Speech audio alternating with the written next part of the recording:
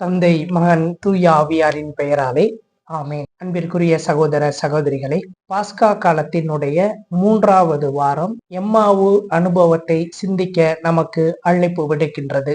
இயேசுவின் 2 சீடர்கள் கிளையோப்பா மற்றும் அவருடைய மனைவி ஆண்டவர் இயேசுவினுடைய கொடூரமான சிலுவை மரணத்திற்கு பின் 3ஆம் நாள் அவர்கள் எருசலேமிலிருந்து புறப்பட்டு சொந்த ஊராகிய எம்மாவுக்கு கிளம்புகின்றார்கள். தன்னுடைய தலைவர் இறந்து விட்டார், அவர் இஸ்ராயேலுக்கு விடுதலை கொடுப்பார் என்று நினைத்திருந்தோம். ஆனால் அவரை கொடூரமாக சிலுவையில் அறைந்து கொன்று விட்டார்கள் என்கின்ற ஆழ்ந்த சோகத்தில் மூழ்கியவர்களாக அவர்கள் சொந்த ஊருக்கு திரும்பி சென்று கொண்டிருக்கின்றார்கள். அந்த வேளையிலே இயேசு அவர்களோடு ஒரு உடற்பயணி போல நடந்து இறை வார்த்தைகளை விளக்கி சொல்லி அவர்கள் கட்டாயப்படுத்தவே அவருடைய வீட்டிற்கு சென்று உணவருந்துகையில் அப்பம் பிட்கையில் அவர்கள் கண்கள் திறக்கப்பட உயிரோடு இருக்கின்ற இயேசுவை அவர்கள் கண்டு மகிழ்ச்சி கொண்டு மீண்டும் 11 கிலோமீட்டர் நடந்து எருசலேமை அடைந்து சீடர்களுக்கு இயேசுவை கண்ட அனுபவத்தை பகிர்ந்து கொள்ளுகின்றார்கள். நமக்கு துயரங்கள் வருகின்ற பொழுது இறைவன் எங்கே இருக்கின்றார் என்கின்ற கேள்வியானது எழுகின்றது. எல்லா சூழ்நிலைகளிலும் இறைவன் நம்மோடுதான் இருக்கின்றார் என்கின்ற உண்மையை எம்மாவு அனுபவமானது விளக்குகின்றது. ஆண்டவர் இயேசு பிறக்கும் பொழுதே அவருக்கு எப்படிப்பட்ட பெயரை இடுவார்கள் என்று இறைவாக்கினர்கள் சொல்லி இருக்கின்றார்கள். இம்மானுவேல். இம்மானுவேல் என்றால் கடவுள் நம்மோடு என்பது பொருள். இந்த கடவுள் நம்மோடு எப்பொழுது இருக்கின்றார் என்றால் எல்லா சூழ்நிலைகளிலும் இருக்கின்றார். நம் வாழ்விலே துன்ப துயர நேரங்களிலும் நாம் சோர்ந்து போகின்ற பொழுதும் தளர்ந்து போகின்ற பொழுதும் குழப்பத்தில் இருக்கின்ற பொழுதும் இறைவன் நம்மோடு தான் இருக்கின்றார். நகைப்புக்குரிய வகையிலும் அதே நேரத்தில் சிந்திக்க வேண்டிய நிலையிலும் சொல்ல வேண்டும் என்றால் நாம் சினிமாவுக்கு போனாலும் நம்மோடு தான் இருக்கின்றார். கவர்மெண்ட் கடை 12 to 10 வரை இருக்கின்ற கடைக்கு சென்றாலும் அவர் நம்மோடு தான் இருக்கின்றார். அவர் இல்லாத இடம் ஏது? அவர் நம்மை கைவிட்ட பொழுதேது? அந்த எம்மாவு சீடர்களை போலவே நாம் தான் அவருடைய உடனிருப்பை உணராதவர்களாக இருக்கின்றோம். அந்த சீடர்களுடனே நடந்து வருகின்ற பொழுது இறைவாக்கினர்களினுடைய வார்த்தைகளை அவருக்கு விளக்கி சொல்லி கொண்டு வருகின்ற பொழுது அவ்வார்த்தையானது அச்சீடர்களினுடைய இதயத்தை பற்றி எரிய செய்கின்றது. நம் வாழ்வில் தளர்ந்து போகின்ற பொழுதும் குழப்பங்களின் போதும் நாம் வேறு எங்கெங்கெல்லாம் ஆறுதல் தேடி அழைகின்றோம்.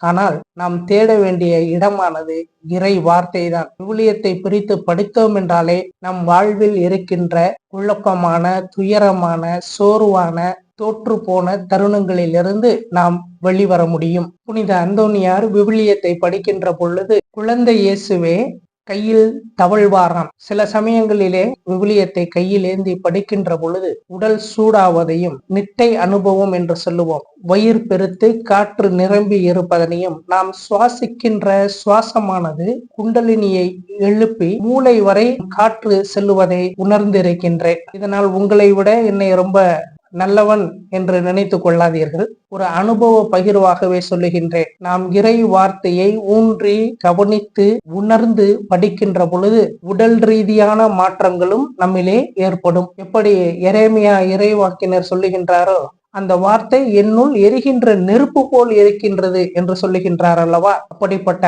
அனுபவத்தையும் நாம் பெற முடியும். அப்படிப்பட்ட அனுபவத்தை தான் இந்த எம்மாவு சீடர்களும் ஆண்டவர் இயேசு இறைவாக்கினர்களினுடைய வார்த்தைகளை விளக்கி சொல்லுகின்ற பொழுது பெற்றார்கள். 3வதாக ஆண்டவர் இயேசுவை அந்த தம்பதியினர் தங்கள் வீட்டிலே தங்கும்படி வற்புறுத்துகின்றார்கள். அவ்வாறு இயேசுவும் ஒப்புக்கொண்டு அவர்களோடு செல்லுகின்ற பொழுது அப்பம் பிட்குகையில் அவர்கள் இயேசுவை கண்டுணர்ந்து கொள்ளுகின்றார்கள். சினிமாவுல நடக்கிற பிளாஷ்பேக் மாதிரி. பழைய ஏற்பாட்டு காலத்திலே பாஸ்கா உணவு கொண்டாடுதல் என்பது நின்று கொண்டுதான் சாப்பிட வேண்டும். பாஸ்கா உணவின் போது ஆண்டவர் அமர்ந்து உணவு உட்கொண்டார். மேலும் அந்த அப்பம் பிட்கின்ற பொழுது அவர் சொல்லுகின்ற அந்த வார்த்தையை அவர் அங்கே சொல்லி இருப்பார். அதனால் அவர்கள் கண்கள் திறக்கப்பட்டது. அவர்கள் இயேசுவை அடையாளம் கண்டு கொண்டார்கள். நாம் ஒவ்வொரு உணவின் வேளையின் போதும் நாம் இயேசுவை காண வேண்டும். சாதாரணமாக குடும்பத்திலே அமர்ந்து உணவு உட்கொள்ளுகின்ற பொழுது எல்லோரும் சேர்ந்து ஒரு நாளைக்கு ஒரு வேளை நாளும் குடும்பமாக அமர்ந்து உணவு உட்கொள்ள வேண்டும். அந்த உணவின் போது அந்த எம்மாவு அனுபவத்தை ஒவ்வொரு நாளும் நாம் புதுப்பித்து கொண்டே இருக்க வேண்டும். ஒவ்வொரு வேளை உணவிலும் நம் கண்கள் திறக்கப்பட்டு இயேசுவை நாம் காண வேண்டும். 4வதாக பெற்ற அனுபவத்தை பிறரோடு பகிர்ந்து கொள்ள வேண்டும். 11 கிலோமீட்டர் நடந்து வந்தவர்கள் இரவு என்று பார்க்காமலும் ஆண்டவர் இயேசு உயிரோடு இருக்கின்றார் என்கின்ற செய்தியை தம்மோடு இருந்த சீடர்களுக்கு பகிர்ந்து கொள்ள அவர்கள் மீண்டும் 11 கிலோமீட்டர் நடந்து எருசலேமுக்கு வருகின்றார்கள். அந்த அனுபவத்தை பிறரோடு பகிர வேண்டும். இறைவனை கண்டோம் என்று சாட்சியம் சொல்ல வேண்டும். ஆண்டவர் உயிரோடு இருக்கின்றார் என்பதனை பிறருக்கு உணர்த்த வேண்டும். அந்த அனுபவ பகிர்வை கொண்டு வாழ்விலே சோர்ந்து போனவர்களை திடப்படுத்த வேண்டும் என்கின்ற எண்ணத்தோடு அவர்கள் எருசலேமுக்கு செல்லுகின்றார்கள். கிளையோப்பா அவருடைய மனைவி மரியா ஒன்றாக தங்களுடைய சோகத்தை பகிர்ந்து கொண்டார்கள். ஒன்றாக இறை வார்த்தையை கேட்டு அதற்கான விளக்கத்தை பெற்றார்கள். ஒன்றாக இயேசுவை கட்டாயப்படுத்தி தங்கள் வீட்டிலே தங்க வைத்தார்கள். ஒன்றாக இயேசுவை உபசரித்தார்கள். ஒன்றாக கண்கள் திறக்கப்பட்டு இயேசுவை கண்டு கொண்டார்கள். கணவன் மனைவிக்குள் இருக்கின்ற அந்த ஒற்றுமை, அந்த உணர்வு, அந்த சீடத்துவம் என்பது இறைவனை காணச் செய்தது. இந்த எம்மாவு பகுதியில் நடந்த இறைவனை கண்டு கொண்ட இந்த அனுபவம் நம் குடும்பங்களிலும் நிகழ வேண்டுமென்றால் கணவன் மனைவி குடும்பத்தினர் எல்லோரும் கருத்து ஒருமித்தவர்களாக இருக்க வேண்டும். குடும்ப ஜெபம் சொல்லுகின்றவர்களாக இருக்க வேண்டும். குடும்பமாக உட்கார்ந்து இறை வார்த்தையை வாசிக்கின்றவர்களாக, ஒருவர் வாசித்தாலும் மற்றவர் கேட்கக்கூடிய அளவிலே நேரம் ஒதுக்கக்கூடியவர்களாக இருக்க வேண்டும். அப்படி இருந்தோம் என்றால் நம் வாழ்வில் இருக்கின்ற குழப்பங்களும் சோகமும் துன்பமும் துயரமும் ஒரு நாளும் இல்லாமல் இறைவன் நம் குடும்பத்தில் இருக்கின்றார் என்பதனை கண்கள் திறக்கப்பட்டு அந்த இறைவனை கண்டுகொண்டவர்களாக நாம் இருக்க முடியும். இந்த எம்மாவு அனுபவத்தையே ஒரு குடும்ப ஜெபமாக ஒவ்வொரு நாள் இரவும் உணவு உண்ணுவதற்கு முன்